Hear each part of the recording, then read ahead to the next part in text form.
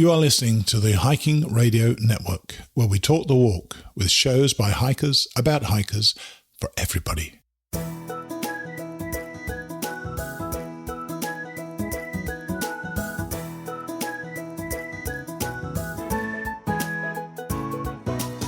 Mighty Blue on the Appalachian Trail, the ultimate midlife crisis.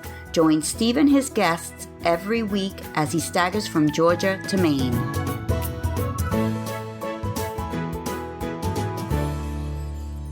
Hi everybody, and I hope that you all had a great Thanksgiving and that you're ready for another episode of Mighty Blue on the Appalachian Trail, the ultimate midlife crisis.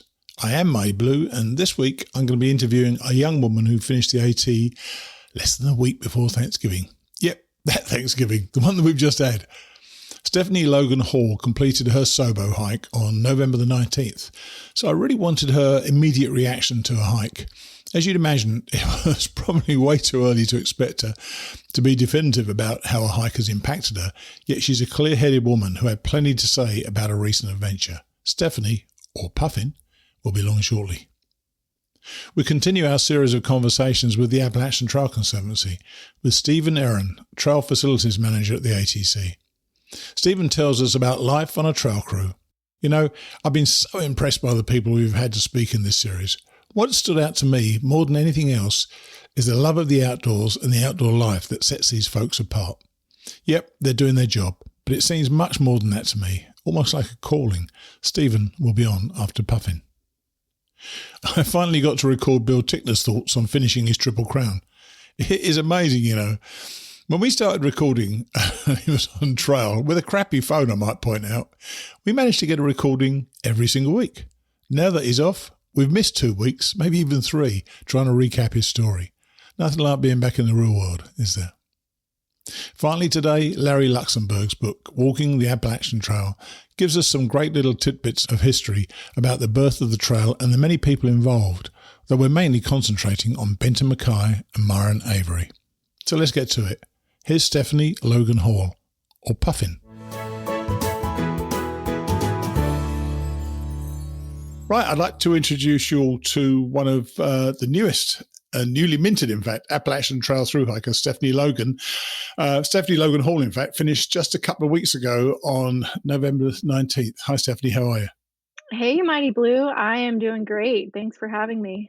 So it really wasn't that long ago, was it? So first off, congratulations on doing a COVID thru-hike.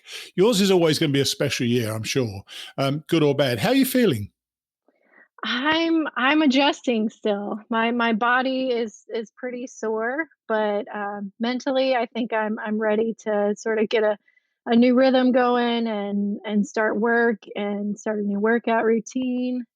But I'm feeling good. I feel like I accomplished a lot. I'm happy that, well, right now I'm happy that it's over, but I'm sure I'm going to be missing the trail pretty soon.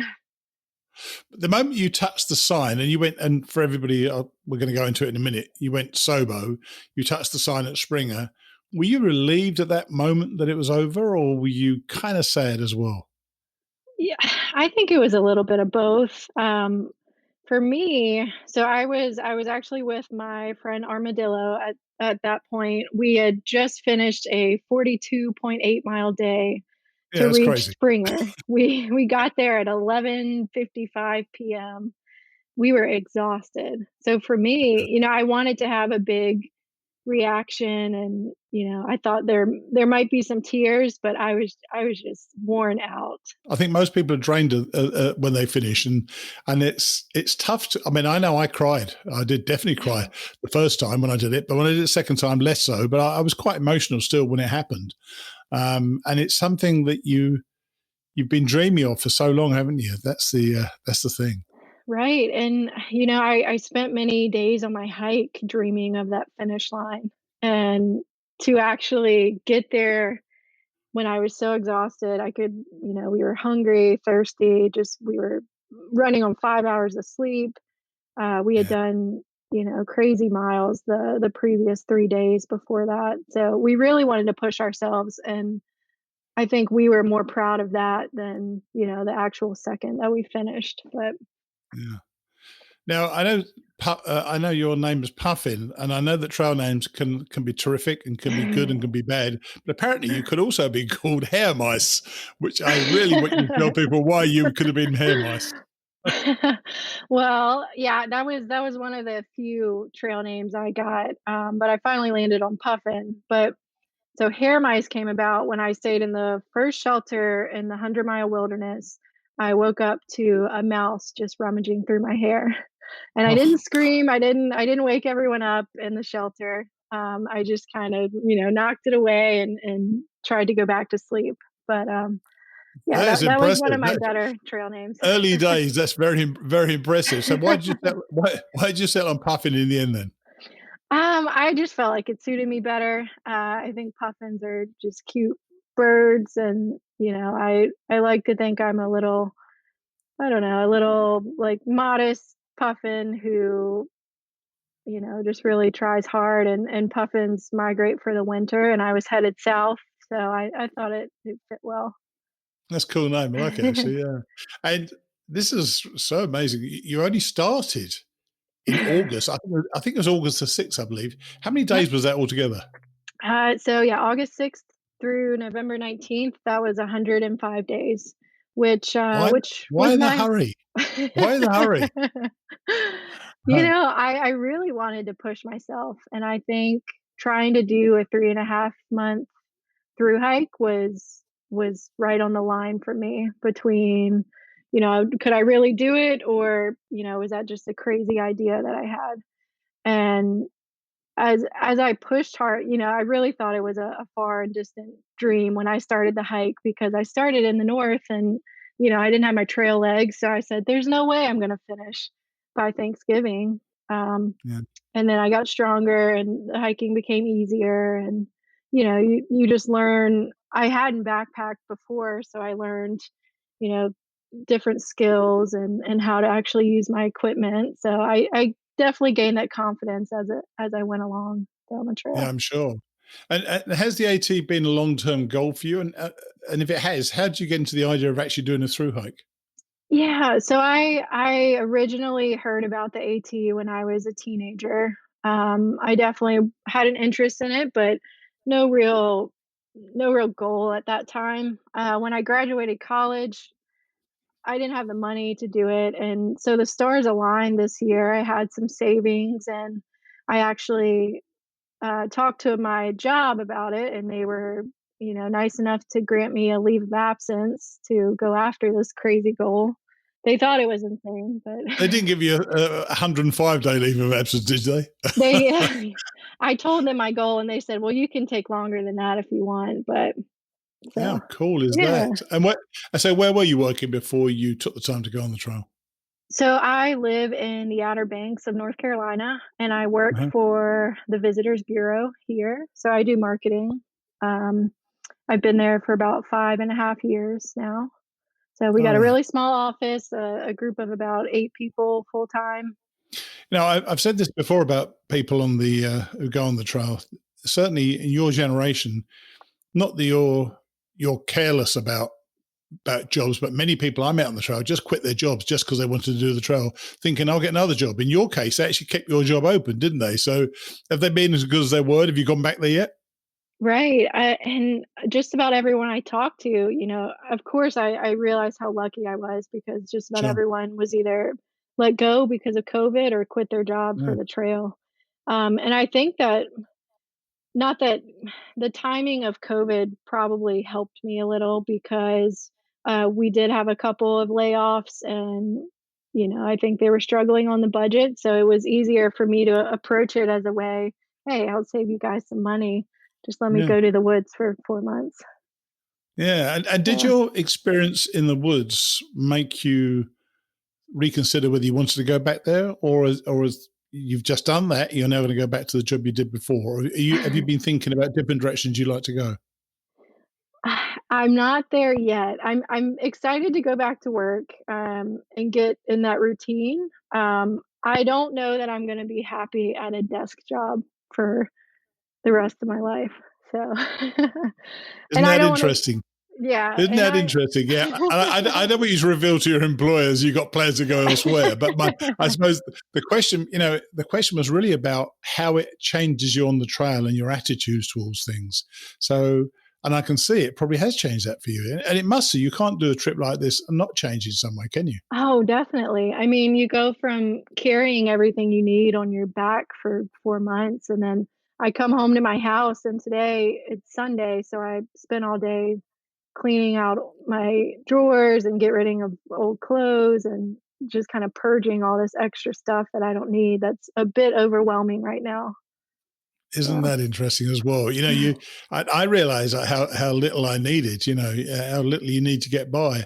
And certainly the second time my pack was 15 pounds lighter than it was first time wow. because I just didn't need all the crap I took first time, really.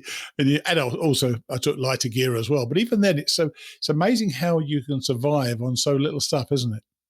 It is. And I mean, I started with a pretty light pack myself, and I didn't, one of the, I guess, one of the most surprising elements of my pack was that I cold soak. People are always shocked to hear that I cold Yeah, soak. yeah, I And don't get that at all.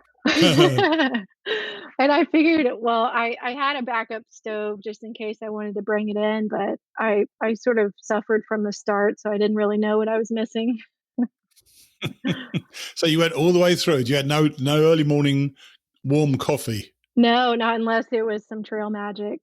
But yeah, Oh my gosh, cold nightmare. coffee in the morning, cold ramen in the evening. Let's go back to your cold coffee on a Thursday morning, on a morning in August. Then you went south. You went southbound.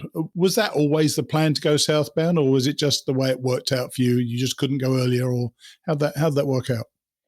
Yeah, I had always planned to be a SOBO August 6th. So I bought a plane ticket for August 5th and I started the 6th. Um, so since I work at the beach, I wanted to be here for that tourist season and make All right. sure I, made enough money to actually stay on the trail. So I wanted to start a little bit later. I wanted to miss the black flies up in Maine. Mhm. I was definitely worried about the hitting the Smokies so late in the year, Yes. but Yeah. it turned out that I had perfect weather through the Smokies. A lot of people seem to have had perfect weather this year generally. I mean, a Yeah, lot of people have and frankly, they deserve it because they had everything else crap going against them. Did you right. find the trail? You said you had enough money, but you only had enough money if you did it in the speed you did it, I presume. Did you find it more expensive than you'd imagined or what? I would say it was right on par with what I was expecting. I started doing a lot of mail drops at first, so that saved me some money because I had already bought my food and any extra equipment I needed. And towards the Yeah. end, I started staying at hostels more often, so that's where the expenses started to add up. But yeah, Yeah. I would say it was pretty much on par with what I thought. Good. Well, that's good. Now, and I know this is a question I never ask young guys, so I apologize for this, but were you at all concerned to be going out there by yourself? I personally wasn't concerned, but everyone else around me, my family and friends were Of concerned. course they were. Yeah, so the first So, question, "Are you so taking how a did you have? gun?" Of course, yeah, yeah. And were you? so, No. so, so, how did you approach that? How did you get people? I presume your parents, particularly. How did you get them to understand that it was much safer than they'd imagined? It was mostly me lying about I would buy bear spray when I got to Maine, and I would carry Like, a knife and yeah, right. no, but, I told him the community around the trail is, it can't be matched anywhere else. Everyone is so giving and so kind. I'm sure you have a few, weirdos here and there, Yeah, but yeah. you meet them, you say hello, and you just carry on with your day. And I also said I would probably be hiking with people most of the time. Which is also a lie, wasn't it? Right. Yeah, no, I did have a few groups that I linked up with, but yeah. I can understand why people would be concerned about it, but I'm wondering how you thought why you thought the community was going to be as good as it was. That was one of my big surprises both times. Funnily enough, how great everybody is on the trail and how kind they are to you as well, and how much they want your success. Did you find that as well?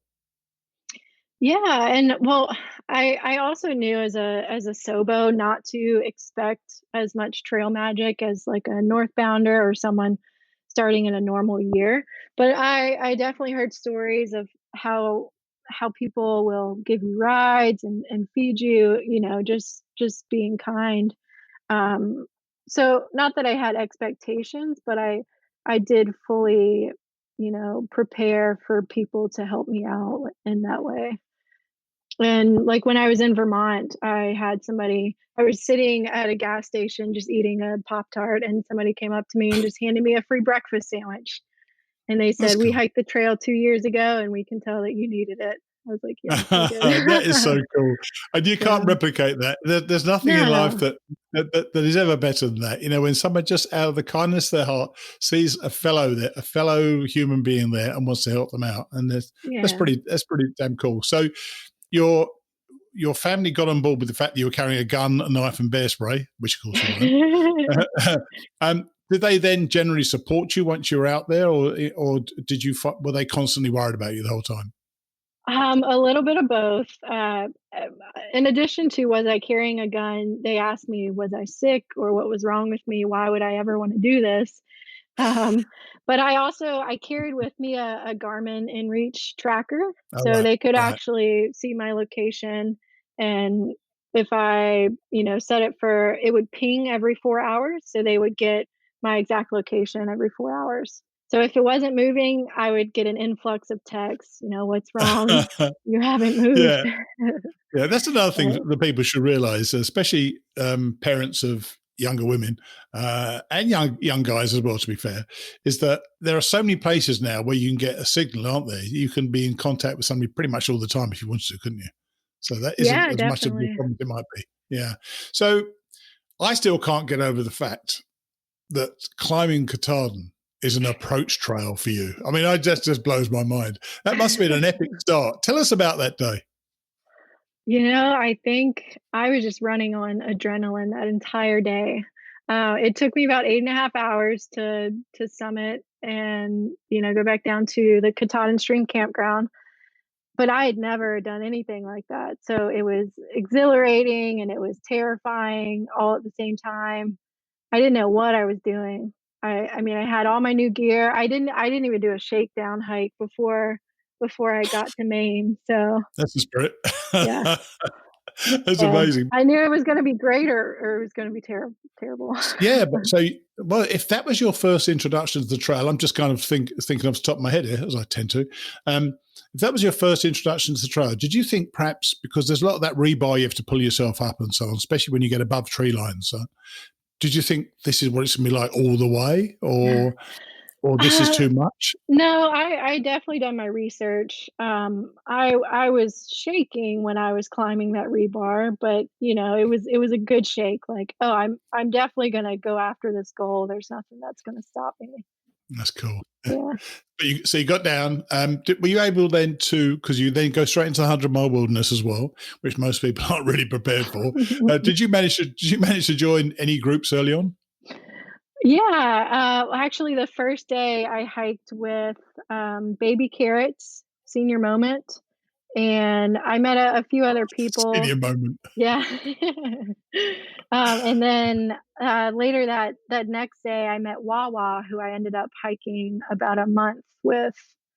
Nice. Um, yeah, and then I met Buttfoot, who actually gave me my trail name, and just a couple other great people, so You did explain Buttfoot. The name why he was called Buttfoot. You need to tell but us because it's nowhere near as bad as it seemed. Right, I originally thought it was, because his feet smelled so bad, but, it's because he could put a cigarette butt out on the heel of his foot, so Crazy, crazy. Now, in those early days, say you're in August and September time, and obviously COVID seemed to back in March when COVID started, obviously, and we were hearing about it more and more. Things had calmed down a bit, but when you were on the trail, it was starting to ramp up again, wasn't it? Or towards the end, it was starting to ramp up again. What was the prevailing attitude amongst hikers about COVID this year? Um, yeah, I think it was definitely a mix. While I was on trail, I didn't wear a mask when I hiked, but you would walk across day hikers and they were all wearing masks. Yeah. Um, Towards the end, you definitely heard about the ramp up of cases. My mom works at the hospital, so I would get updates from her every so Wow. often. I never thought it got to the point where I felt like I was endangering any of the towns or the people in the towns I went into. Everyone was good about, say, the hostels you stayed at. They were good about sanitizing and making sure you wore your mask and wash your hands, and they would have limited capacities. Yeah, I was saying, were most of the hospitals open on the trail this year when you went? Because Um, you were later in the year, so a lot of them were open. There weren't, there were definitely a few, but there are just so many options where at least one of them would be open if you needed it. it was easy enough to plan on the fly because I know that I didn't even have to think about that. Obviously, last year, I knew these things would be open because there was no problem on the trail at all. And there are certain times when you do have to know precisely where you're going to be at a certain time, don't you? You need to say, I'm going to be there in 3 days' time. And if there's no hostel there or nowhere to stay, it could be quite concerning, couldn't it? And also, you couldn't hitch this year, could you? I definitely had luck with a few hitches. Oh, Mostly wow. were the back of the truck. I didn't have to sit in the front of Yeah. the cab with people. But yeah, I mean, and if hostels were full, say I had to be somewhere in 3 days, and I couldn't find a place to stay, then I would just go in and get a resupply and just head back out. Yeah. We don't mind being in the woods another night. So I No. think I went a full 10 days without showering. So that was my Nice. Nice. maximum. Yeah, that's why you sat in the back of a truck, by the way. Exactly. Yeah, that's always a good reason. And after finishing within less than 4 months, you must have been flying some days. How quickly were you able to get through the whites? Because that really, I know that going from south to north, you slow right down when you get to the whites. What was it like for you, especially as you still didn't have your legs by then? Right. So it definitely was challenging. My biggest day on the whites was through the Wildcats. I did a 21-mile day through the Oh my Wildcats. God, Um, crazy.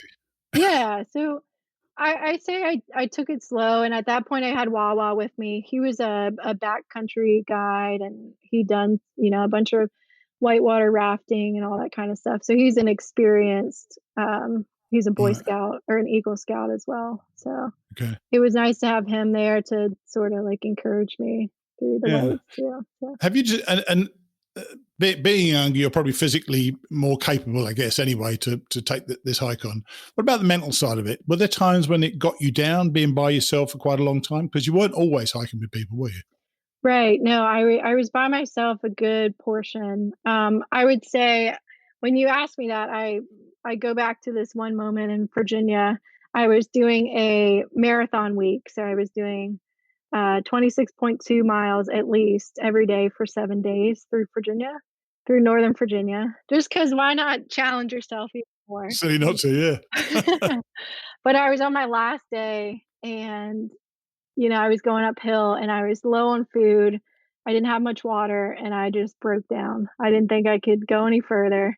I just wanted to stop and not and just pitch my tent and not move anymore. But you kind of you cry, you let it out, you give yourself a pep talk and you just keep going. So There's never a time you thought you quit. no, I never wanted to leave the trail. There were definitely moments where I physically thought I, was just going to collapse, but I never wanted to leave the trail. Yeah, because I know you did have a couple of injuries, didn't you, as well, when you were on the trail? What happened? What happened there? Yeah, early on, I pushed too hard. I tried to keep up with that group that I met at the beginning. I had Mm. some knee problems carrying that extra weight on my back, and then I had a shin splint injury from running a few years ago, and it just came back towards while I was in the whites. So Right. Well, that's tough because and because I've only ever gone northbound, I'd yeah, always imagined that going south looked so much tougher to me because we had some, when you're coming down the north side of some of those mountains, when you're coming down it and you were going up it, you're holding on to the roots of trees in some cases, aren't you? Just pulling yourself up by the loose roots of trees. How did you cope with that early physicality? Because it smashes you up, doesn't it, really? It really does. And I think that was all, I think it was a mixture of having that grit and that like will to continue and just, complete this goal that I had in my mind. And then it's also a little bit of luck. Like you said, it was a good weather year. I didn't have to Yes. worry about it raining every single day, or Nice. I had perfect skies for Mount Washington. Oh, That the perfect. weather really helped a lot. Yeah. And once you were out of New England, because once again, as a no-bower, the expression is something like, once you've done 80% of the miles, you've only used 20% of the effort, which horrified me when I first did it. But the second time, I knew what to expect. I knew it was going to be tough. Did coming out of New England feel somewhat anticlimactic to you because you thought, well, I'm done now. I'm almost downhill on the way to Springer. Did you feel that way? Right, and they tell you too, it's, once you leave the whites, it's no longer a hike, it's just a walk. So, but no, I was very excited for, well, one, I was excited to see my family in Virginia. And then two, to Yeah. get to North Carolina for the Smokies, and then I also had more friends there because I live in North Carolina now. Right. Um, All right. but no, I was just excited to see it all. I knew Pennsylvania was gonna be tough with the rocks, so I wasn't scared. I was more, let's complete this challenge and cross it off." Yeah. So Because you come down that, which I love, by the way, the climb up out of Lehigh Gap. You come down the rocks there, don't you? right, I yeah. can't. And you hopefully you did that on a decent day. I could never imagine coming down there in the rain. That would have been a bloody nightmare, as far as I can see. And were you quite comfortable camping alone? Because you said you spent quite a bit of time alone. Would you camp at shelters or would you stay away from shelters? A little bit of both. It's funny, like, finishing my hike with it's a different mindset than when I first started. I was definitely afraid when I first camped by myself. I would hear a twig snap and I would think it's a wild animal out to get me. But then, you just get so comfortable, you fall right asleep. And also I was exhausted. But Yeah, yeah, that helps. so a lot of shelters were closed. So when they had them blocked off, I would camp. I would either stealth camp or they have tent spots. But also going southbound, you have fewer people, fewer through hikers, so Sure. there's plenty of room in the shelters. Yeah. So And did you take that time to think about what might happen next in your life? I mean, you spend a lot of time, even me going northbound in a bubble for many days, but really you can still spend time by yourself. Did you use that time to think about what happens next for you? yes, and I use that time to replay the last 10 years of my life multiple times also. How'd But, that work out? Did it finish? Did it change no, as the walk went on? no. Um, but yeah, I definitely have a better idea of where I wanna be in the next 5 years. I mean, also with 2020, you can't really, it's hard to plan anything with Yeah. the pandemic. You kinda learn to just roll with the punches. Yeah. But I know that, like me, you did the half-gallon challenge at Pine Grove Furnace State Park. And I also know you beat my 2014 time by 1 minute. You did 26 minutes by 27. The question is really more of a, what's the word for it? Rhetorical question. Is that not the dumbest thing to do? Eat half a gallon of ice cream in 25 minutes? It is not, that was not my, like, my brightest moment. But I did get the wooden spoon that says half Oh, of gallon course. challenge club, so I still have mine. I have no idea why I've kept it, but it's got this crappy half-gallon challenge thing printed on it. I mean, really, who cares? Right. I Who don't think cares? I'll ever eat Neapolitan again, so And people know that I could never contemplate finishing at Springer, but as you mentioned, you did some massive miles. Just tell us, how many miles were you from Springer with just 4 days to go? So we had 150 miles to cover the last 4 days. Oh my Uh, God. Why? What about, sorry, so was that you book flights? I mean, what was the reason for that then? that's a great question, and that is only something that Armadillo can answer. So, Armadillo was my traveling buddy for, like, I think it was it turned out to be exactly a month. So, All right. we traveled from October 19th to November 19th together. But he wanted to finish his hike in under 4 months. So to finish on November 19th at 11:55 PM put him at 3 months and 29 days. Oh, So that's why we that is pushed. awesome. That is awesome. And I would think that's quite an epic thing to do, isn't it? I mean, you're really rushing by then, aren't you? Yeah. But by then, of course, your legs are fine. You're moving really well. So where did that 150 miles start? I'm trying to think where 150 miles is on the trail. Oh, man, I should have looked it up. I can't exactly remember. I do remember though that Fresh Ground, with Leapfrog Cafe, he picked us up the last 3 days and actually fed us while we were doing those big miles. Nice. So that, I don't know that we would have made it without him. That was definitely the best trail magic of the entire hike. So I'm sure. he really saved us. He's quite the guy, isn't he? He's quite Yeah. the guy. Was there much trail magic this year? Any hiker feeds around, or was basically, I just think you've had a different hike to everybody else, and your experience. I'm sure everybody I've spoken to who went this year wouldn't have changed it for the world, and yet it is very different. You haven't had anywhere near as social hike as a lot of us have had. Do you regret any of that? No, not at all. I was so thankful for any trail magic that I received. Again, it definitely wasn't expected, and I knew it was going to be a weird year, with coronavirus and fewer hikers, and the ATC saying don't hike this year. So I was fully prepared for that to sort of, hike my own hike and just be independent on trail. But it turns out that people were still willing to help. Yeah. They when I was in the Smokies, I had 2 separate people come up and just give me some soda and chips and candy, so But I'm right, by the way, isn't it? It is a scrubby little hike up from the car park to get to Springer and touch it the is, side. it And I was actually wondering is. when I was putting these questions together earlier on, I was thinking to myself, you got there, and I knew that you obviously got there just before midnight. What'd you do then? I mean, did I you go? You didn't go down the approach trail from there, did you? Or did you go No, and stay at not the at all, shelter? What did you no. do? I just camped on top of Springer. Oh, I did you? pitched Right by my the tent. side.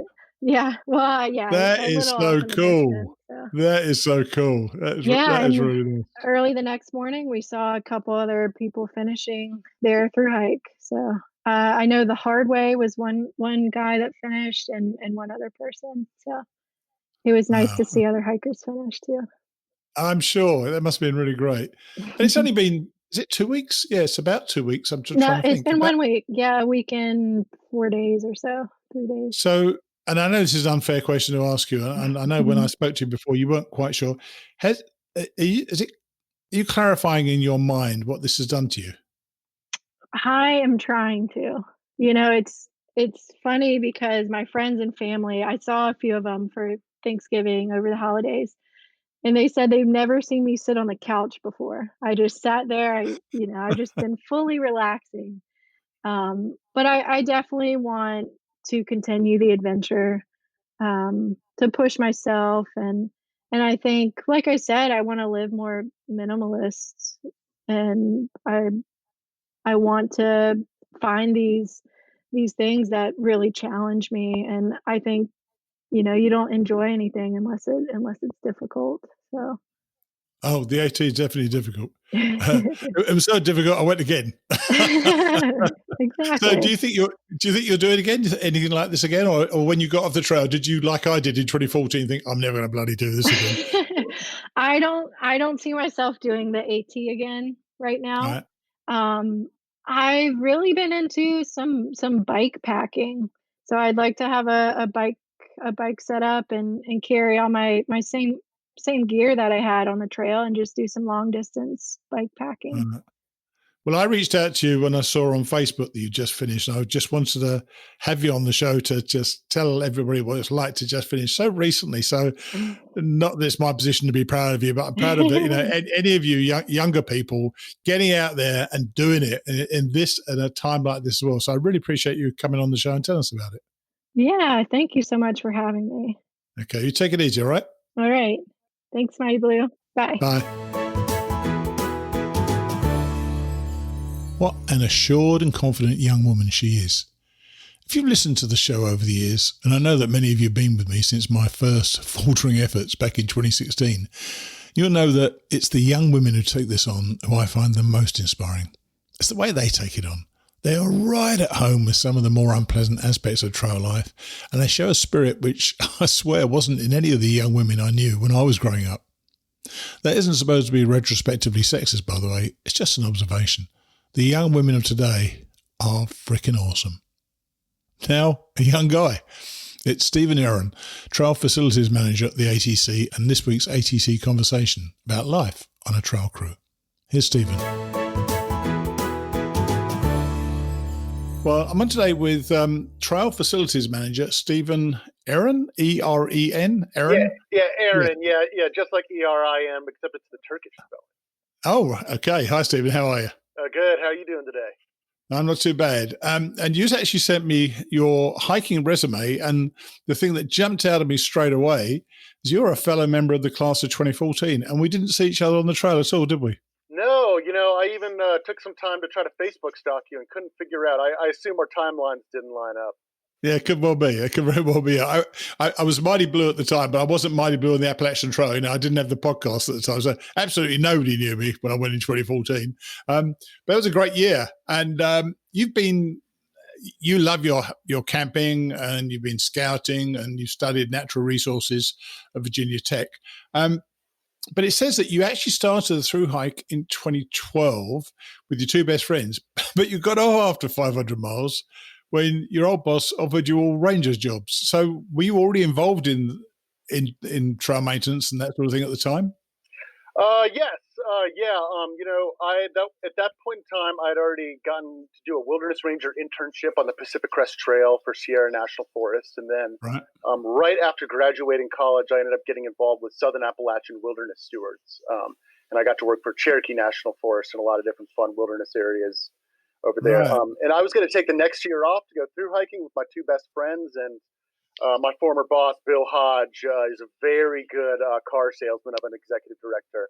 Ended up, he had a contract for us. He was going to pick us up off the trail for a week to go cross-cut saw out 300 trees out of the Ozarks because some tornadoes hit the Ozark Trail.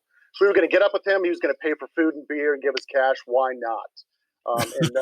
During the drive over to the Ozarks on the way over there, he got to sales pitching and realized that he had more jobs than he had talent. So he really convinced my two other friends, and they did a very good job convincing me to hop off at Damascus. So is your interest in trails themselves or in nature in general? What is the link in with you to get you involved in these projects? Yeah, that's a good question. More than anything, I really like the opportunities the trails bring to absolutely everyone. A lot of people like hiking. They want to do some big miles. They want to see some big views. But, it's also for playing, for praying. It's for whatever you'd like. I'm married to a science teacher, so I also love the opportunity to have a classroom out there. Just as much as anything else, I love the opportunity for people to get outside, grow their land ethic a little bit, and feel a little bit more connected to the natural processes that are happening around them. So when you joined the ATC, and you joined, I think, 2018, you started the Trail Facilities Manager for the ATC. Did you know enough about them at the time to know that this was what you wanted to do, and they were doing things the way you would have wanted to do them? Well, yeah, absolutely. I was lucky enough to hop on as a volunteer with the Next Generation Advisory Council a couple years even before working. Okay. Yeah, which was nice. It gave me an opportunity, frankly, to volunteer, to work and volunteer lobbying in D.C. one-on-one with my now boss, Morgan Somerville, who you talked to a couple weeks ago. So it very much gave me an opportunity to get in there, hang out at some regional partnership committee meetings, really see a lot of the nitty-gritty, what's going on with the AT, and meet a lot of very passionate folks that are putting in a lot of time of volunteering, part-time to full-time jobs with the specialty and expertise of professionals. So, I got to see that kind of like force of volunteers and this culture of volunteership and really setting them up for success that the ATC was doing, as well as looking at big, large landscape protection opportunities, not just seeing it as a dirt path line going up the East Coast, but this amazing opportunity for us to protect this big greenway going up the most populated part of the country. And it's actually the way you've just articulated that, I've become aware while I've been doing these conversations that all you guys feel you're on a mission here. It's something much more than just a job. And I know, I think it was one of my very first conversations in this series of conversations, someone said, we're not actually there to protect the hikers. We're there to protect the trail. That's such an important point to make to people. It's almost as if some hikers believe that the ATC is there for them. It's not. It's absolutely there for the trail and looking after the trail and make sure the trail works. So tell us about it then. You joined the trail as trail facilities manager and you work with the maintaining clubs and so on. So tell us, what is life like? Because this is your subject, by the way. What is life like on a trail crew? What is it, what is that day? What does a day feel like on a trail crew? Well, depending on what kind of trail crew, what kind of volunteership you're doing at the ATC can just look like so many different things. The trail crews that I'm lucky enough to work with, it's, like I said, setting up a lot of our good maintaining clubs in the South. I've got to mention I'm based out of Asheville, so I get to work on that first 500 miles of the trail that luckily I did my victory lap on. That's right, yeah. Helps me out all that much better. But really, getting to work with the Connerock Trail crew, which does major construction for over the past 40 years on the Appalachian Trail and reroutes on a lot of the Forest Service lands on the southernmost 1,000 miles of the Appalachian Trail, as well as the Rocky Top, which does similar stuff in the Great Smoky Mountains National Park, and Sweat, which does a lot of the cyclic, big brushing, and some of the deeper parts of the Great Smoky Mountain National Park, and some of those backcountry and remote sections of the trail itself. You actually mentioned some of those things, and you say part of the work you do is planning, funding, and overseeing Connerock. I mean, they are the one that people seem to know, obviously. So where does the funding come from for the various projects that ATC gets involved in, and particularly the really big projects, which must cost a damn fortune to do? Yeah, well, luckily, we, like a lot of these major projects, go through a lot of funding structure directly nitty-gritty within the federal government. I work directly hand in hand with maintaining clubs as well as the Appalachian Trail National Park Office to help us kind of continue to plan and budget for these, and trying to help us align and kind of match up with what they refer to as the quote-unquote square parks, as the Appalachian Trail is not a square park, it is a long park. Yeah. It's a real long park, yeah. But working with the trail maintainers from the clubs, we are planning 5 to 8 years ahead of time for Connerock in particular. Because how can you do that? Someone said this before. How can you know what state the trail will be in 5 to 10 years? Or does that mean you're working behind the curve effectively? Do you almost get to it too late when you recognize a need to do something, or are you anticipating something will require some help in 7 or 8 years' time? Most likely and ideally the latter, so kind of anticipating, but we always get major flooding events, major downpours that really exacerbate drainage problems. So it can be seem to be difficult, especially that far ahead of time, but a lot of what Connerock does is really playing that long-term strategy and really hardening and enabling a lot of the sections that we have if we're doing rehab work. Sometimes we end up getting a new parcel of land. So there is a better scenic opportunity that's better protected that we're going to do a relocation or a more sustainable design that we can kind of go upon. Because a lot of the original Appalachian Trail has been rerouted from the straight up and down fall line trail, which really facilitates erosion all too much. Oh, right. Well, funny enough, I've actually mentioned this in one of the talks already. I noticed when I was hiking early last year in March, it was March last year. No, it was actually February last year. And I was walking along, and some of the way in which the paths cut into the side of the hill, I used 2 poles, and I mentioned this before. I was on my left pole if I was walking and it was on my left, it was going down. I was knocking some of the earth down. I'm thinking, oh my gosh, I'm damaging this as I walk along every single step. So what's it going to be like with about 1,000 people behind me or 2,000 people behind me doing the same thing? How do you actually keep those viable, those paths? Because I should imagine someone could be down. As I said, someone's going to go downhill later on here, sometime later this year. Absolutely, and a lot of what regular maintainers are doing outside of even Rocky Top and the regular cyclic stuff is going back out there and doing that rebenching work to get it out there. And sometimes we still have some what we refer to as half bench, so really firmer to the right, and sometimes to kind of re-repair that softer stuff we get to the left. Really, the trail is moving constantly up and down a little bit, and that side hill in particular, you'll see really starts to hang on trees. It'll go up and down a little bit That's and really right. stop Yes. at a lot of bigger trees that are difficult to go around, which we try to Yeah. keep in mind, especially when we're trying to install that side hill in particular. But Absolutely. yeah. And really what we try to do, ideally with side hills, we're getting a nice sheet flow that's draining all the way across the trail and not at any one point in particular. But sometimes with some slopes up and downs and some differing designs, we end up with an area that drains too much, and that really creates to that really loose part of that half bench that you're talking about. Yeah, I can see, and it was a problem I didn't notice in 2014. So I suspect maybe this is just getting worse. And I see also, and I'm going through the notes you sent me. You said you had a few visitor use management councils around Max Patch in the first 70 miles of trail, and we all saw those awful pictures on Max Patch a month or so ago with all that trash that was all over the case. Is this a case? Is this just a case of recent thoughtlessness rather, or is this something that we've been putting up with over the years and it just seems to be getting worse?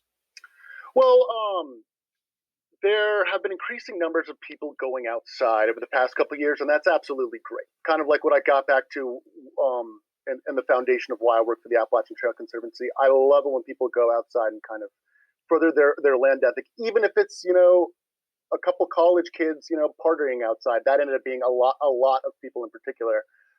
But really what we want to come in and want to do is set folks up for success as much as possible and encourage folks to do that themselves. So really try to just find out what you need and can learn to do to kind of help sustainably be able to have fun outside. Really know how to properly manage your waste and to, take trash and litter, or just kind of do what you can to look and read about any of these places, because it gives you a longer term picture of it outside of your individual experience. Because what ended up happening is folks ended up having a spot for a lot of people to party at.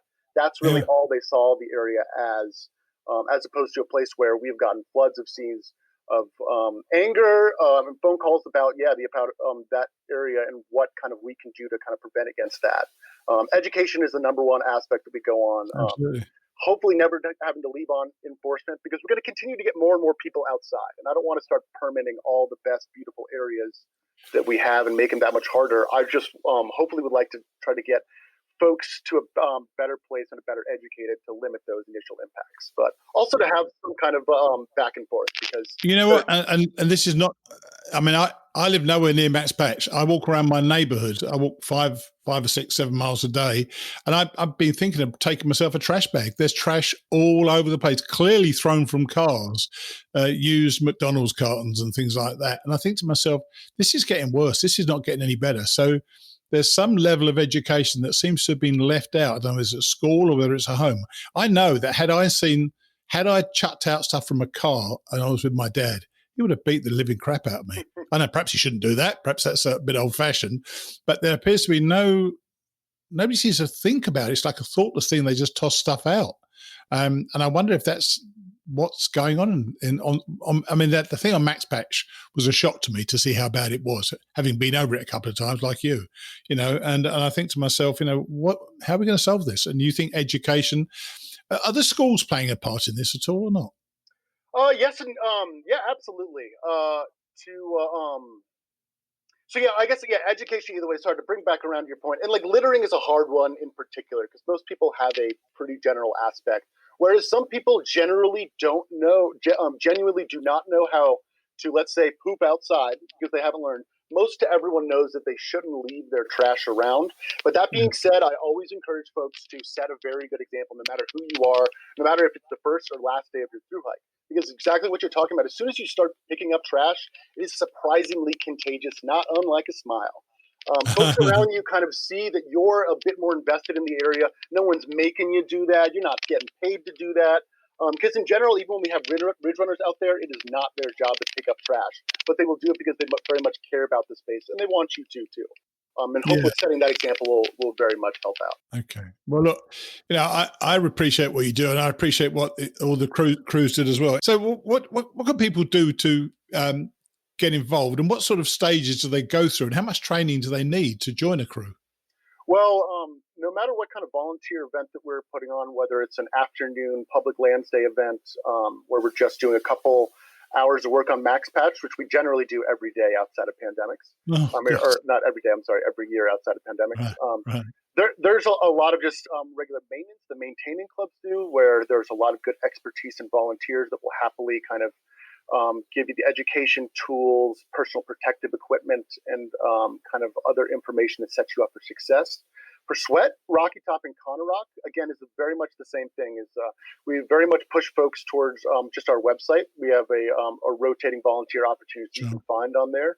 More information on Smokies Wilderness Elite, Appalachian Trail Crew, or Sweat, Rocky Top, or Conarock. But really, we are asking for folks who are passionate for Conarock, just because they end up doing a lot more car camping. So even if you haven't done a lot of backcountry camping, that's kind of totally fine. For Rocky Top and Sweat, we like to have it if folks have at least a little bit of backcountry experience, just because sometimes people get very uncomfortable their first time 10 miles deep into the backcountry. Yes. We unfortunately don't want to pull a whole crew out.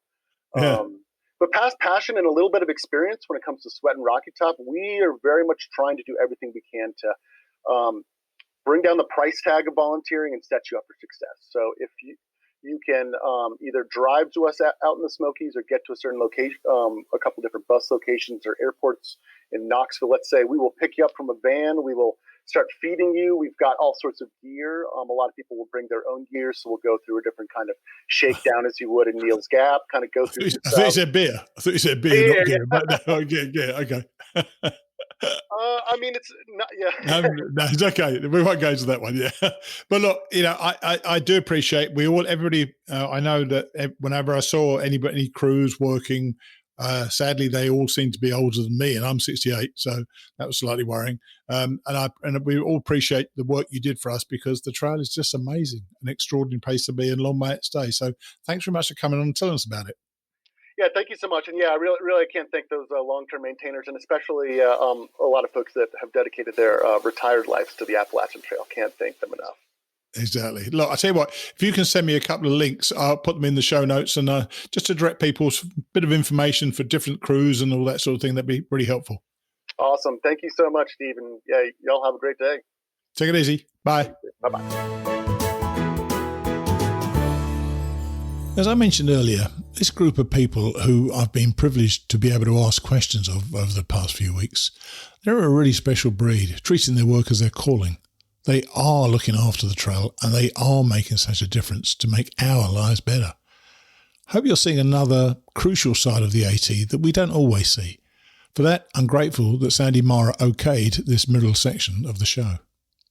Before we get back on with Mr. President, I wanted to thank Terry Hackler and Jennifer Grunker for continuing to be two of our monthly donors.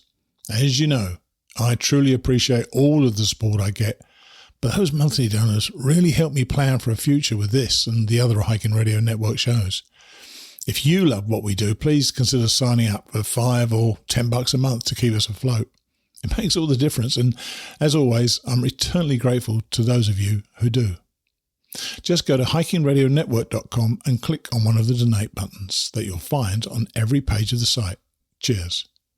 While I think about it, I've still got that book quiz on from Ben Crawford last week.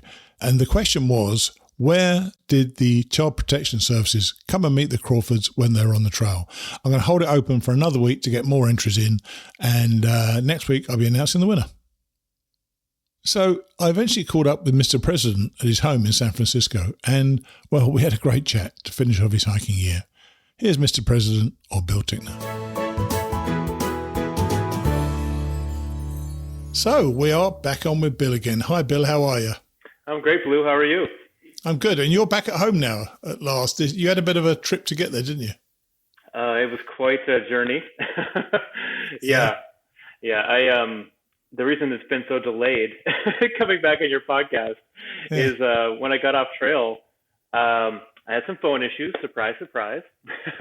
And I lost access to my email account, which was also connected to my phone account. So I had no contacts, no phone call access, nothing. And I actually had to travel from Tennessee back up to Massachusetts so I could fly back to California. And I had to do that without access to any devices. Isn't it surprising how reliant we've become on these devices? It's amazing, isn't it? It really is. Yeah. So now it's all over. You've done your Triple Crown. I know you did a few extra miles as well. Before we get on to those last days of the hike, how are you feeling right now? I'm feeling good. I've had a bit of a chance now since it's been a few weeks to start processing and feeling, the sense of completion. Whereas, when I first got off trail, it was I had so many things to get done, like so many tasks to get back, into society. Get my apartment back, get new phone service, all these different things you take for granted when you're on trail because you don't have to think about them. Bills I had to pay. I had raccoons living underneath my deck at my nice property. Yeah. So just a lot to get done, but now I'm feeling, a lot more reflective and having some time to think about what all this has meant, and what that means for my life going forward. Yeah. It's too early, really. I can tell you, it's too early to know. I think getting back into normal society takes much longer than we think it will. I know that somebody's actually recently asked me to do a show about mental health and how people react to depression and so on. And I know some people don't believe this is a real thing, but it is a real thing for a lot of people. They get back and they're lost without the trail. And just getting back into real life where you've ditched all your other responsibilities when you're on the trail, suddenly they're all right back at you, aren't they? Oh, absolutely. And I think it's such a good point you bring up, Blue, which is the idea about depression, because this is my third thru hike, right? And after my first one, there was some real depression because I knew it would be a long time before I hiked another one. After the Continental Divide, I went right to the AT, so there was no time for depression. Yeah. But now that I finished the Appalachian Trail, it's going to be a while before I do a long one again. And I'm already starting to feel this sense of almost like loss. It's almost like grief, like you've lost something. And I've set up smart displays throughout my apartment to show me photos of the trail to at least keep me motivated, Very nice. Yeah. Good idea. Very good idea. It's helpful, but it's also really helpful to stay in contact with your trail friends. That's what's helping me the most, is that I reach out to other trail friends, folks who have just finished or who I've been hiked other trails with, and because they get it, right? It's almost like if you lost somebody, right, like in real life, and you try to talk to someone who didn't know them, it wouldn't help that much, right? But if you talk to someone who did know the person that you lost, it would help. So if you talk to trail friends, other folks who have done this, they'll understand the sense of loss and the sense of depression that you feel, and it helps. I'm sure. That's what I found. And in fact, I think I may have, I don't know if I've mentioned this to you before, but I've certainly said to other people, now you're back and your friends want to know all your stories, enjoy telling them now, because soon they will not give a crap because they just won't understand what you're talking about. So just get that out of the way as soon as you can. I'm aware of that. It reminds me a lot of, here in San Francisco, a lot of folks go to Burning Man, the big festival in the desert. And when they come back, everyone's talking about Burning Man. But if you didn't go to Burning Man, it doesn't really. You wouldn't know. Know. That's a good analogy, actually. Yeah. So talk about the actual finishing point, the time that was it 8,000 miles in total? The Triple Crown is about something like 8,000 miles. Where did you actually finish? Was it at the wooden sign in Damascus? Yeah, it was. Even though that's where I officially finished. That's where I left off last fall when I was, that's where I started last fall when I hiked from Damascus down to Springer Mountain.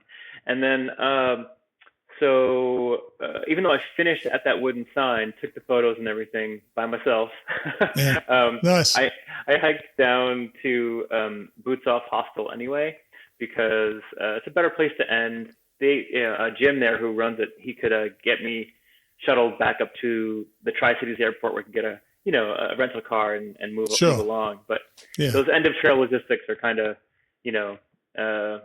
it's a process. Yeah, it is a process. You know, we you just finish at different places, don't you? Which are really kind of out of the way. And so you've had friends meet you all the time. So you didn't have anybody to meet you at Damascus when you finished? I could have reached out to Team Grouse, Mouse and Gravy, but they had helped me out so much already. And with the virus starting to pick up again, I didn't want to, rely on anybody else to, come and help in that way. And, I actually kind of wasn't, I wanted to hike the extra 40 miles because the last time I hiked that section. Because you clearly weren't tired enough. You were already done 2,200 miles. You want to do another 40 on top of it. Well done. Yeah, well, the last time I did that section, though, it was snowy and foggy, actually. And I didn't get to see anything. And it was really cool because when I hiked it this time, it was beautiful fall weather. And because there were no there was no leaves in the trees, I could see, because when you're hiking from Damascus down to Boots Off, you're on this ridge and you can see both sides. It's a really narrow ridge. You can see really far in either direction.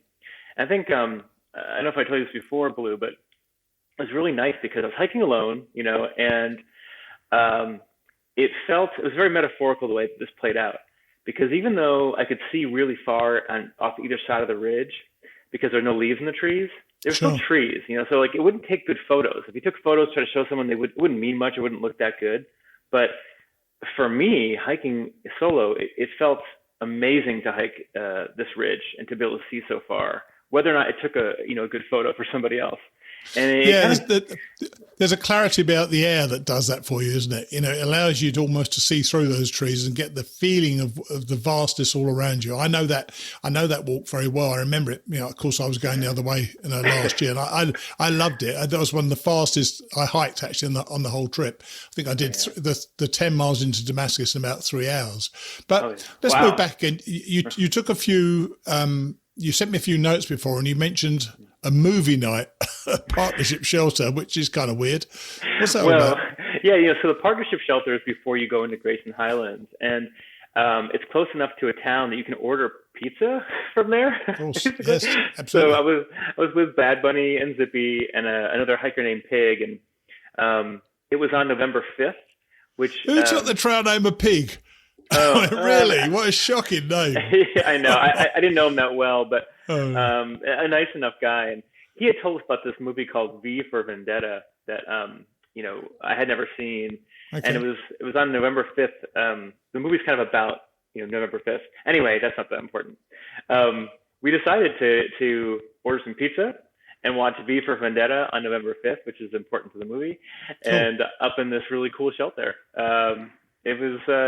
It was really fun.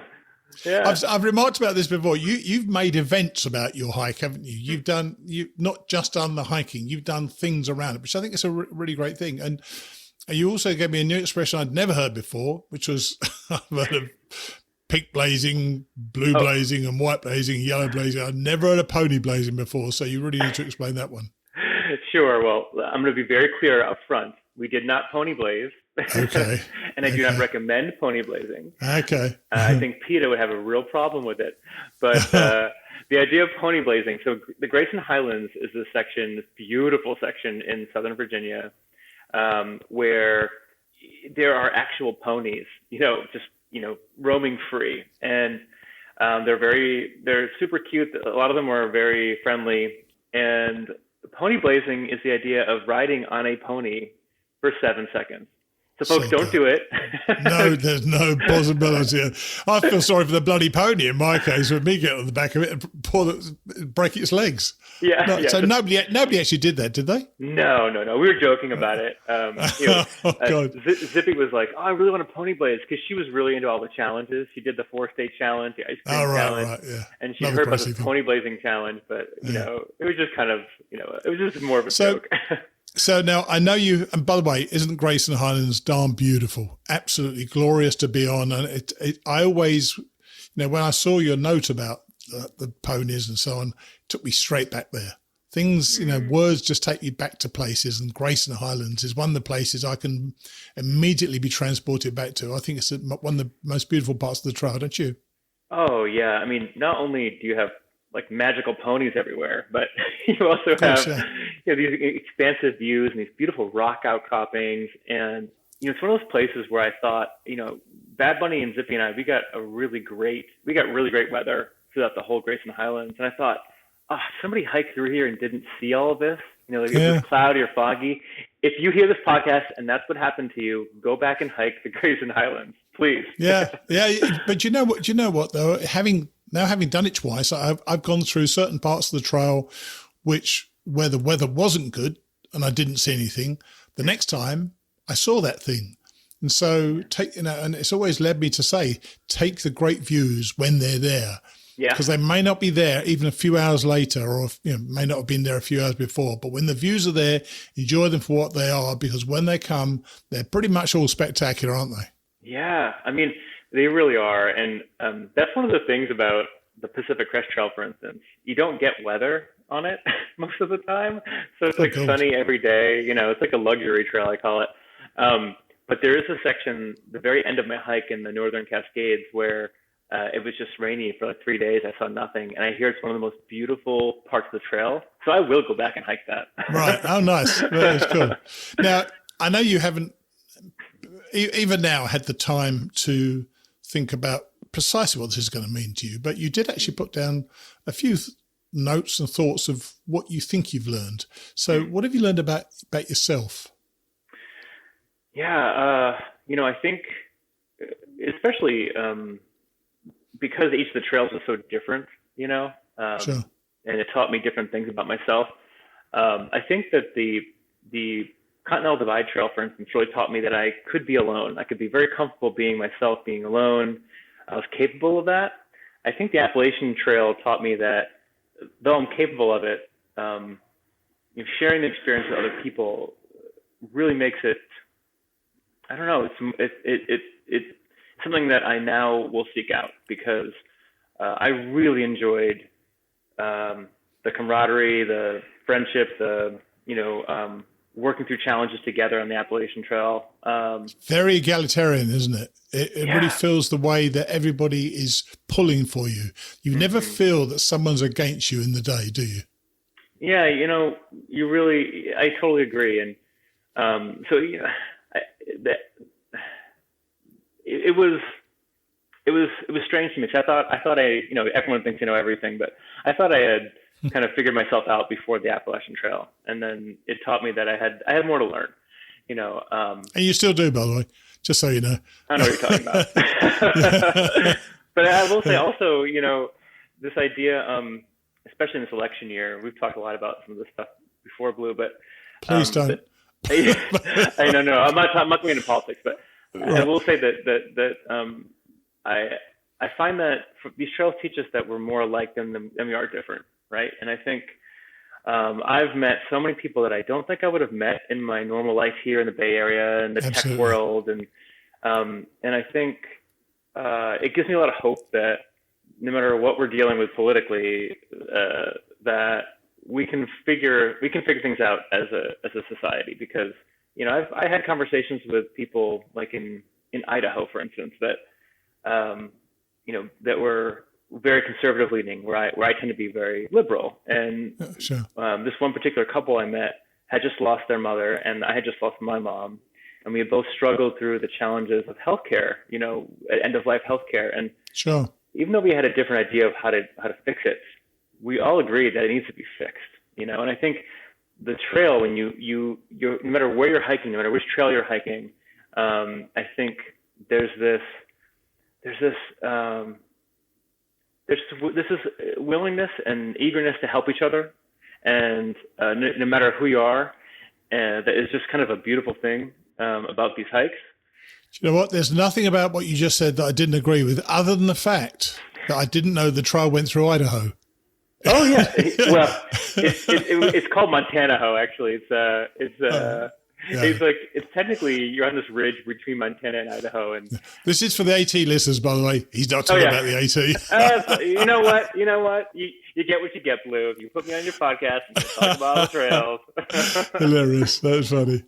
Now, one thing that you did touch upon, and for the listeners' just so listeners know, we did try recording this before, but there was something so bad about the sound that we're trying to do it again. Fortunately for me, I've got the zero memory, so I can ask the same questions, or many of the same questions, all over again and be surprised by all the results. So you mentioned the hummingbird, and I love that story. I'd love you to tell people about the hummingbird. Yeah, absolutely. Well, and I have to give some credit to one of my family members, Smiles. Mm-hmm. I hiked probably close to 1,500 miles of the Appalachian Trail, the Pacific Crest Trail with her, and 1,000 miles of the Continental Divide. Oh, wow. She's a very close friend. And before hiking the Continental Divide, I had her over to my cabin for a couple of weeks. We could do some training hikes, and Nice. we would do kind of like meditations every morning. And she brought this poem to one of our mornings at the cabin. And it was about hummingbirds. And I won't recite the poem to you, but I'll just tell you that kind of what it means is, so hummingbirds, I'm not sure if you're aware of this, but hummingbirds, they have a lifespan of about 2 years. Yeah, that's surprising. It's surprising, right? And one of the reasons is their heart in those 2 years, it will beat 2 billion times, very, very fast. In fact, if a hummingbird's heart slows down, it could die. It's just the way hummingbirds work. Sure. But it turns out that most animals, most beings, actually our hearts beat about 2 billion times, but at different rates. So, a tortoise, for instance, will live 200 years because its heart beats really slow.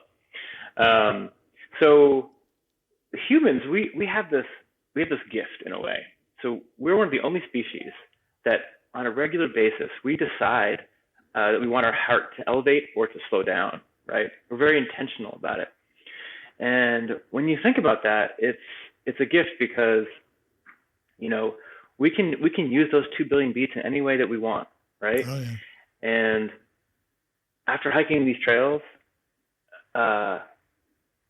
it's one of the most special ways I think you can use those heartbeats, and I hope that, maybe if folks take anything from this conversation, it's that, think about how you want to spend your life. Think about how you want to use those heartbeats, because I'm never exercising again. I'm never going to raise my heart rate. I reckon I'm at 1.95 billion already. So I'm not sure that's the takeaway I would have expected, but I will say, I in that vein, Blue, running on a treadmill makes no sense. I don't want to use my heartbeats for that. I want to use it out on top of a ridge, looking out over a beautiful landscape, or spending time with friends. And I don't want to do it in front of a computer screen all day. I really think that. Say the two of us in front of a computer screen right now, baby. I know. So anyway, I got to thank Smiles for that, because she brought that to my attention. I thought that was beautiful. I really do, and I totally agree with you. So what's next for you? I mean, have you got any other plans in mind, or are you just gonna take stock to see what this has done to you and see where you feel you fit in next? A little bit of both. I'm too type A to not start looking into what happens next, but I'm sure. I've reset up my entire apartment. I refreshed it, did a lot of purchases, just kind of to make it my own again. Sure. And I'm reconnecting with family. I'm going to spend some time on the East Coast over the holidays, see some of my nieces. Nice. Sometimes socially distanced, because that's what you got to do these days. But I am starting to reach out to friends and connections in different industries. I'm spending time with the new nonprofit, because we finally have some time to make some headway. When you're hiking, it's tough. I missed a couple of Zoom calls, and you slacker. I know. You were up a bloody mountain at the time. That's why. I know. Well, I'm sure they forgive you. Yeah. We've got a call this week, and we're finalizing the board and the bylaws and all that good stuff. And I definitely want to give some of my time to that in December, especially to help get it moving. And then I'll continue on with that. But and then, when you get some traction with that, I know what it was about, and I really think it's an important message. So I think when you think you've got some traction worth talking about, come on the show and chat to us about it, and just open it up to people so people know what's going on. That would be really great, Blue. And I'm hoping that we'll have some time soon, because I think we have enough funding for next year. Sure. But we want to make this an organization where we can make an impact for many years to come. Sure. So, I think the more people that know about it, the more they can support it. Even if it's just word of mouth, is still important. Now, have you got the website going now? Not yet. I Get know it done. I know. Well, I know. If you haven't got a website, mate, if you haven't got a website, you don't exist. Didn't you just get your website recently? I know. No, I changed my website, but you're absolutely right. Yes, yeah. Right on. I love it. Well, look. I hope that does go well, and hope whatever you choose to do next in your life, works out well. Firstly, I want to say congratulations for finishing this. This is amazing. To do a Triple Crown for anybody is an extraordinary achievement. And to do a single hike is quite a thing as well. And thanks so much for sharing everything you've shared with me. And I think we've had fun on the show, and hopefully you've enjoyed it as well. And I find it somewhat ironic that having been able to speak with each other every week on the trail, the moment you get off the trail, we've had 3 weeks before we can catch up again, which is kind of bizarre. But I appreciate you coming on, and hopefully we'll catch up again soon. Absolutely. And thanks to you and to everyone else that's helped me out, Blue. And especially this podcast has been, just a great way to share the hike. So, and the nonprofit. So I can't thank you enough for really enhancing the hike through this whole process. And that's cool. I really appreciate it. I appreciate you. So we'll speak to you soon, hopefully someday. All right? Excellent. Thanks, Blue. Take it easy. Bye. You too. Bye. How about that hummingbird story? Choosing how you spend your heartbeats is a wonderful way to look at life's choices. I'm so thankful to Bill that we were able to join him near the end of his successful Triple Crown adventure. He was thoughtful, often thought-provoking, but always interesting and extremely funny. We laughed a lot, actually, when we weren't recording as well. I'll miss him on the show, and I suspect that many of you will as well. Before we get on to Larry Luxembourg's Walking the Appalachian Trail, I just wanted to give a quick shout-out to Jester Section Hiker, another of our podcasts on the Hiking Radio Network. This coming Saturday, Jester celebrates the 1-year anniversary of her podcast, and she decided that she wanted to celebrate with Anna Huthmaker from the Trail Danes podcast and little old me. If I do say so myself, I think we had a great chat, and one well worth listening to. So, if you can bear another half an hour or so of me blathering on, check out Jester's latest episode this coming Saturday. Like all our podcasts, you can find it at hikingradionetwork.com.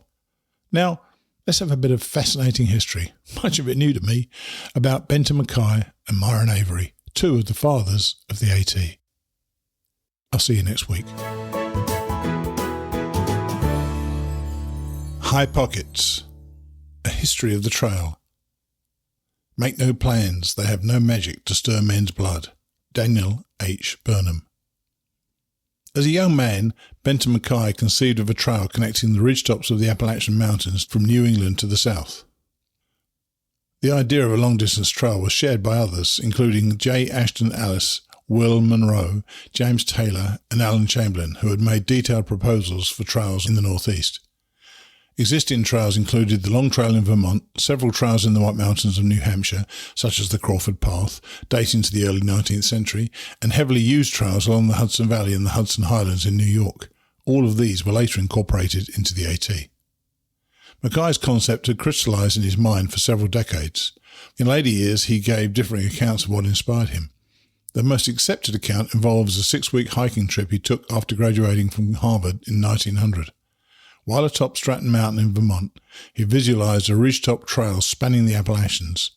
At other times, Mackay said the AT idea may have come to him on one of his useful expeditions in the New England mountains, or while listening to a talk by Southwest explorer John Wesley Powell. Born in Stamford, Connecticut in 1879, Benton spent his boyhood roaming the hills near Shirley Center in Massachusetts, where he lived much of his life. He received a master's degree in forestry from Harvard in 1905, and his first job in the White Mountains helped lead to the area's designation as a national forest in 1911. Mackay became a revered figure in AT circles, and his desk and library were put on display at Harper's Ferry by retired Colonel Lester Holmes, first ATC Executive Director. Mackay conceived the AT as more than a hiking trail. He saw it as the backbone of a recreational network for people crowded into cities along the eastern seaboard.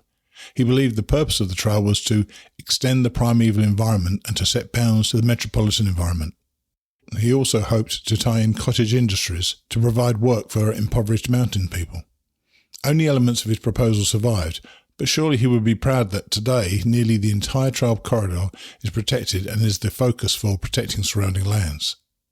In July 1921, two friends persuaded Mackay to write an article, which appeared that October in the American Institute of Architects Journal. Mackay did not simply propose ideas in the article and then vanish. Had he done that, there would have been no AT. Instead, he waged a highly focused campaign to locate and inspire trail activists and to lay the groundwork for an organisation capable of completing this monumental task. These trail pioneers were few in number but large in spirit and totally dedicated to the cause. Within weeks of the article's publication, Mackay and his new friend, Clarence Stein, were mailing out reprints. Mackay also travelled the East Coast promoting his proposal. He met with Alan Chamberlain and attended a New England Trail Conference meeting. In 1922, Mackay asked Chamberlain to suggest hikers whom he could contact in Washington, D.C. He eventually met with a half dozen, including Dr. Lawrence Schmeckebier, who later became president of the Potomac Appalachian Trail Club, PATC. That spring, Mackay attended one of the first meetings of the Palisades Trail Conference, the forerunner of today's New York, New Jersey Trail Conference. Because of these efforts, work on the AT began in Harriman Park, New York, in 1922. From his days at Harvard and working in the White Mountains, Mackay knew the leaders of many local hiking groups. He would eventually credit many of them as key figures in the early trail work. Others he credited included Vern Rhodes, who was in charge of acquiring land for the Great Smoky Mountains National Park, and later head of Pisgah National Forest in North Carolina. Dr. Halstead Hedges did initial scouting of the route in southwestern Virginia, then one of the most remote stretches of the AT. On March 2 to March 3, 1925, a small group met in Washington, D.C. to form the Appalachian Trail Conference, ATC. Benton Mackay became the group's field organizer. Within a year of ATC's formation, the initial surge of activity has slowed dramatically. Arthur Perkins, a retired Hartford lawyer, took the reins and revitalized the project. He also gets credit for attracting to the AT Myron H. Avery, a young associate with his law firm. A native of Maine, Avery was an expert on the Katahdin area, where he had first become interested in the AT project. Avery succeeded Perkins as ATC chairman after Perkins' death in 1931, holding the post until shortly before his own death in 1952. Avery and PATC spearheaded the AT's completion. In the AT's early years, PATC built and maintained much of the trail from the North Carolina-Virginia line to the Susquehanna River in Pennsylvania, nearly a third of the AT's length. With the ATC chairman based in Washington, his fellow PATC members became the nucleus of the entire AT project. For many years it was difficult to separate the two organizations. The ATC even had its office in the PATC building until moving to Harper's Ferry in 1972. Avery, along with other PATC members, helped form other hiking clubs. Avery was a founder of the Maine Appalachian Trail Club, MATC, in 1935. A Mainer, Warder D. Green, was the first MATC president and a key force in locating the trail through the Maine wilderness. Avery also helped found the Georgia Appalachian Trail Club and the Smoky Mountain Hiking Club, among others. These were especially important because the South did not have much of an organized hiking community. Although it's tempting to describe Avery as a one-man band, and he was, hundreds of other people contributed to building the AT. Without them and the network of local clubs, it's hard to imagine that the AT could have been built so quickly, almost from scratch. Half the trail was marked by the time Avery became ATC chairman in 1931. The final 2-mile AT stretch in Maine was finally completed on August 14, 1937, only 16 years after the publication of Mackay's original article. The last link was a densely wooded stretch between Spalding and Sugarloaf Mountains, nearly 200 miles by trail south of Katahdin. No celebration marked the trail's completion. The only indication was one sentence tucked in a letter to Avery from Leon Brooks, head of the CCC group that blazed and cleared the stretch. At the 1937 ATC meeting in Gatlinburg, Tennessee, Myron Avery, knowing that the trail would soon be completely linked, said, "Those of us who have physically worked on the trail know that the trail as such will never be completed." That was an apt prophecy, given that the trail was severed the next year and wasn't linked again for more than a decade. In the years since, hundreds of relocations and continual work on existing sections have borne out Avery's remarks. Looking back, it's hard to overestimate the obstacles those early trail builders faced. Outside of the Northeast, there were few existing trails to incorporate. Maine and southwestern Virginia were utter wilderness. The Great Smoky Mountains and Shenandoah National Parks, the Skyline Drive and the Blue Ridge Parkway were yet to be built. Paul Fink was the last surviving ATC founder. Arch Nichols, who served on the ATC board for almost 40 years, credited Rhodes and Fink with locating the trail in the south. Fink had been hiking and studying the Smokies for a decade when in 1922 he developed a map for a proposed southern end of the AT. Shortly before he died at age 88, Paul Fink wrote from his nursing home, "I sit in this room with never a hope of getting out, with thoughts running through my mind of how delightful it will be to be lying by a trailside under a big balsam tree with no sound unless it be the twittering of the birds and the rustle of the breeze in the tree branches above. That, too, is a no-no, but nothing can keep me from thinking and remembering and living over in retrospect some of the joys of years now long gone." The AT has often benefited from favourable publicity. Articles in the Reader's Digest in the early 70s and 80s flooded ATC with requests for information.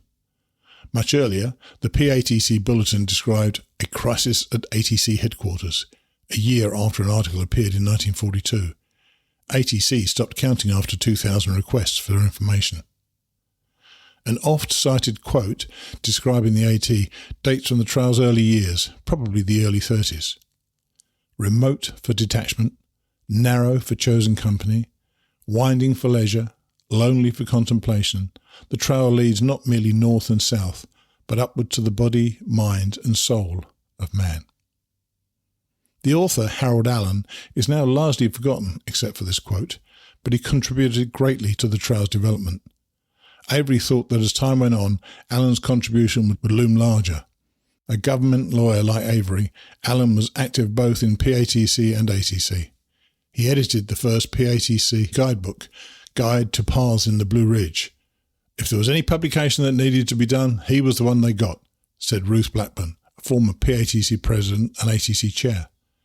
Avery credited Allen with developing the guidebook style that ATC continued to use. At a time when trail markings were sparse and little information was available about the trail, guidebooks were critical in making the trail accessible to the public. Harold Allen was also a key figure in the creation of Shenandoah National Park.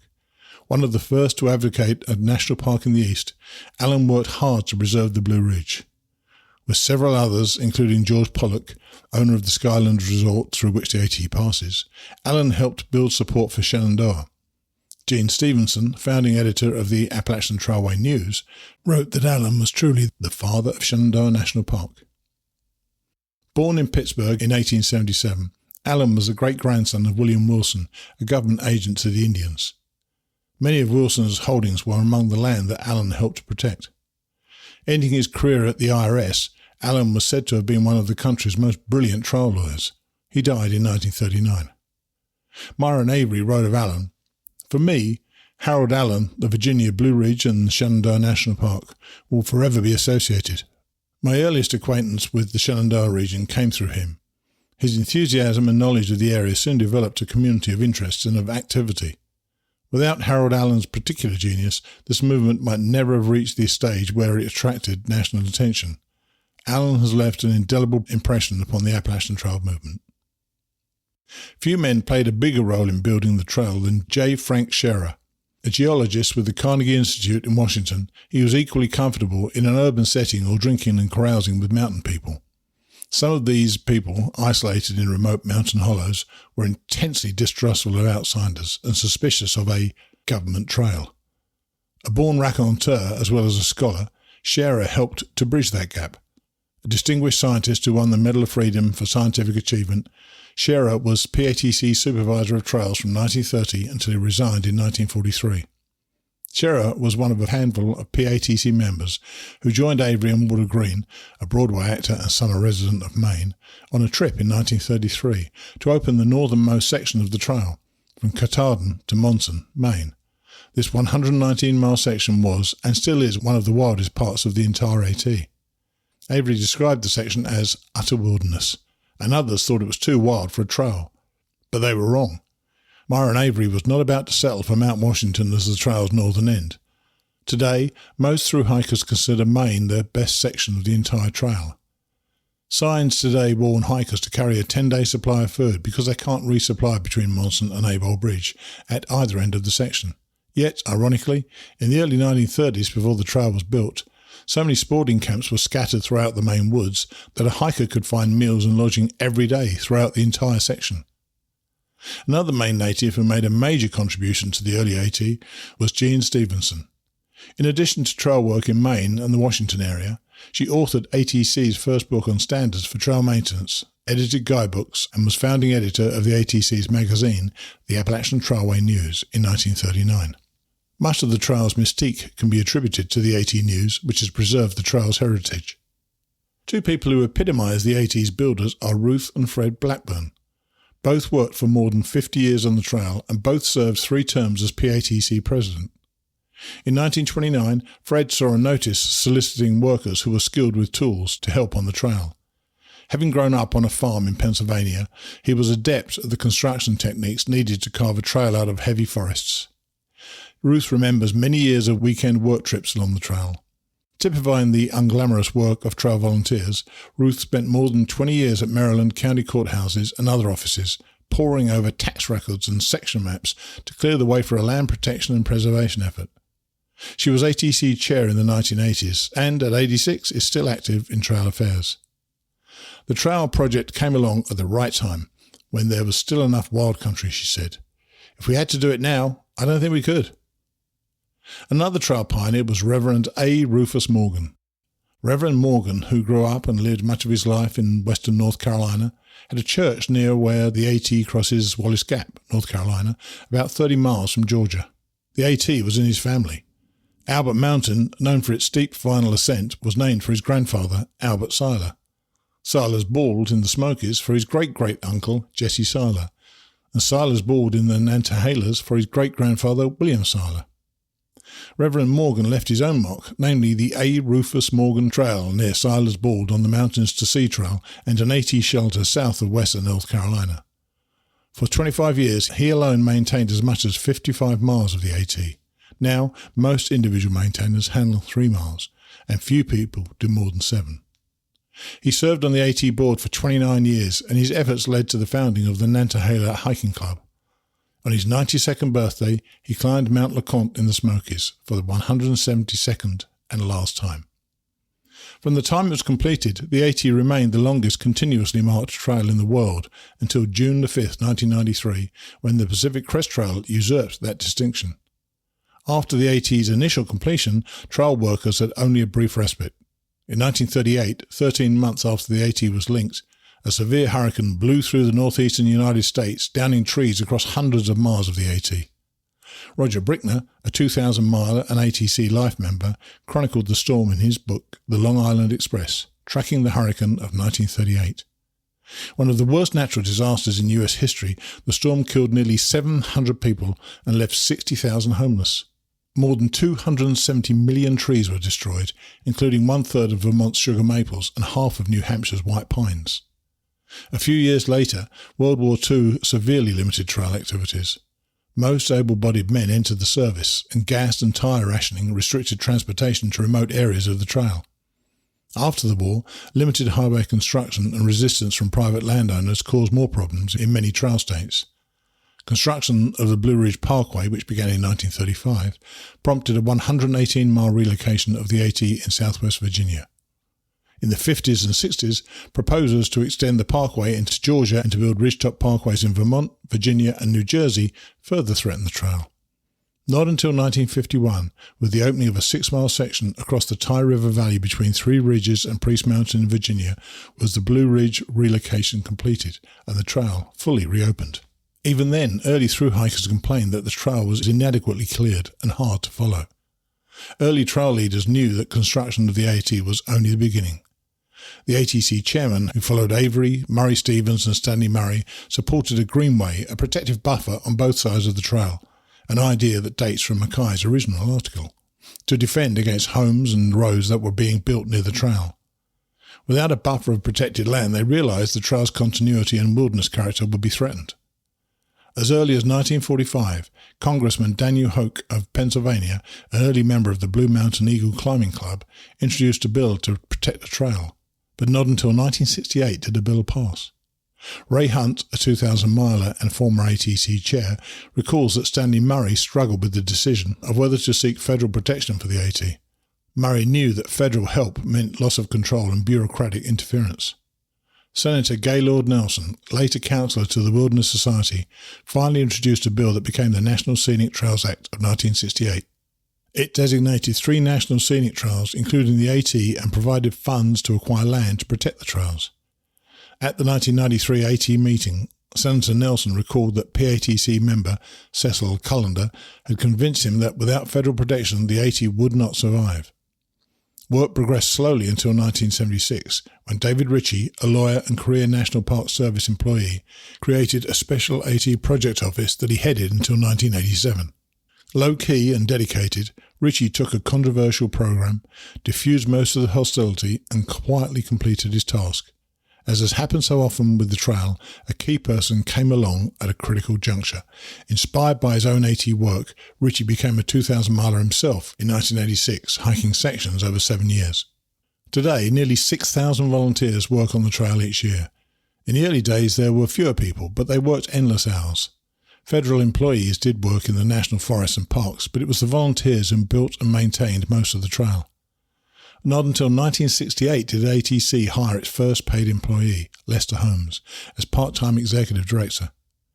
Holmes, discovering that the Park Service had extra space in a building in historic Harpers Ferry, West Virginia, moved the ATC there in 1972 to be closer to the trail. A second employee, Jean Cashin, joined as office manager that year.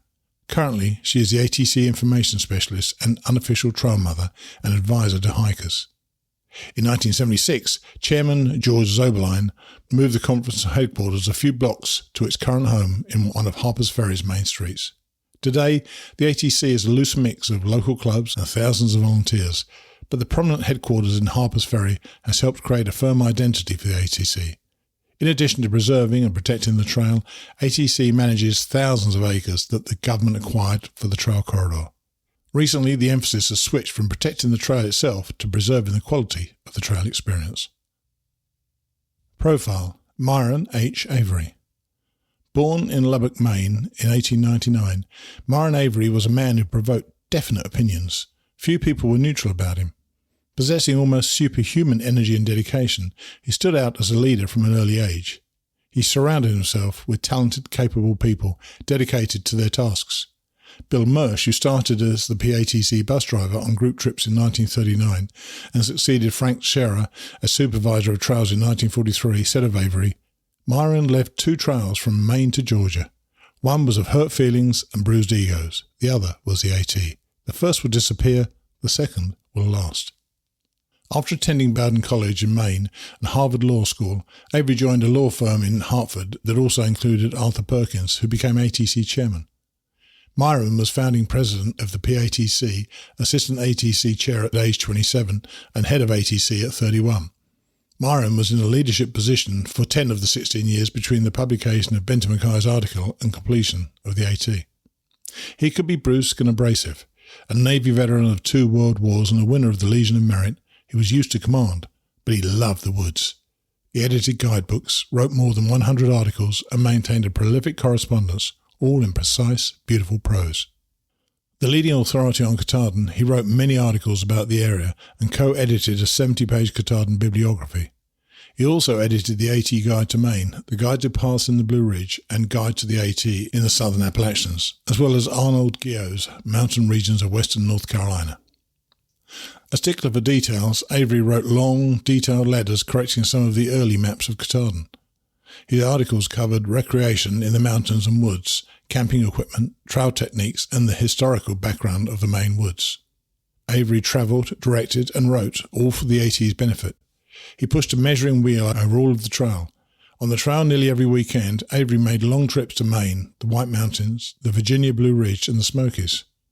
On one 3-day weekend, he hiked with the 25-pound pack, pushing his measuring wheel 70 miles through a rough section of the Blue Ridge to Apple Orchard Camp. There, he helped found the Natural Bridge AT Club. Later that fall, he helped form 2 other clubs in Virginia. On another weekend trip, Avery cut 16 miles of trail in Maryland and shortly thereafter led a 10-day trip to the White Mountains. He organised work trips and outings and personally trained many volunteers. He himself maintained a section of trail in Shenandoah from Panorama to Skyland. In 1936, before the trail was completely finished, he had walked the entire route at least once, but most of it twice or more. For someone who spent much of his adult life at desk jobs, he was amazingly fit. He could hike and do trail work all day, leaving weary rangers by the wayside. Helen Taylor, a long-time supervisor of Baxter State Park and a legendary hiker, recalled some of Avery's feats in an interview with the AT News. "I thought I was pretty good at the trail. I was amazed to think that any man could hike faster than I could and push a bicycle wheel at the same time." Helen added, "He knew more about Maine than most anybody I ever met. He could stand and talk and keep you interested for hours." Avery's roots went deep in Maine. He considered himself a resident and kept a house in Lubec, a seafaring town of 2,000 people, throughout his life. Avery, who would come to be considered one of the country's top admiralty lawyers, married Jeanette Leshy in 1925 and had 2 sons. A strong personality, Avery quarrelled with both Benton Mackay and Governor Percival Baxter of Maine, who, like Avery, attended Bowdoin College and Harvard Law School. Avery and Mackay split in 1936 after an angry exchange of letters, partly over their positions on the building of the Skyline Drive, which would displace the AT in Shenandoah National Park. Avery favoured the parkway as a way of providing access to hikers, but Mackay was opposed to such an intrusion in the wild mountains. Apparently the rift between the two never healed before Avery's death 16 years later. At first, Avery welcomed Baxter's establishment of a state park, calling it a far-sighted act. Later, he became convinced that the area was becoming too developed and that the state was not adequately protecting the wilderness. In the mid-30s, Avery supported making the area a national park. Governor Baxter, however, squelched that effort. Though not a diplomat, Avery inspired intense loyalty. From his base in Washington, he recruited strong leaders and directed trail work all along the route. His attention to detail, from trail signs to guidebooks to proofreading, combined with a strong opinion of what the AT should be, brought the trail to fruition during the difficult time of the Great Depression and World War II. Mackay is generally seen as the visionary, Avery the implementer. But Avery too had a vision, and much of what he accomplished he created from scratch. He took great pains to attract public interest and make the trail accessible. In 1952, in his final address to ATC, Avery spoke about the appeal of the trail. The Appalachian Trail does derive much of its strength and appeal from its uninterrupted and practically endless character. This is an attribute which must be preserved. I view the existence of this pathway and the opportunity to travel it day after day without interruption as a distinct aspect of our American life. Shayla Philbrick, who accompanied Avery on the 1933 trip to Maine, said of Avery, "He was so delightful, so quick and so full of humour. He was fun to be with, one of the greatest men I ever knew."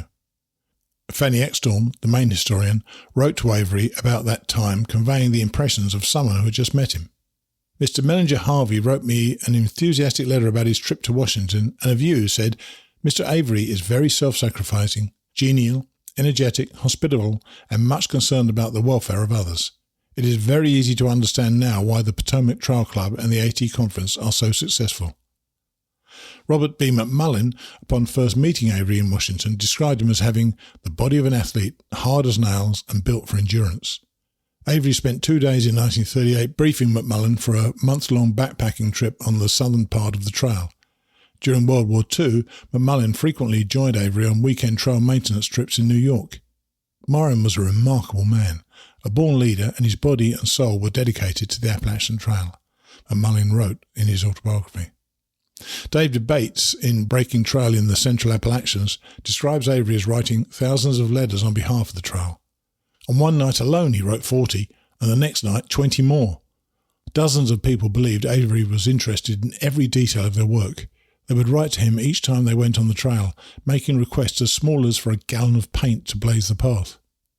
The ATC, PATC, MATC and Maine State Library all have extensive collections of his correspondence.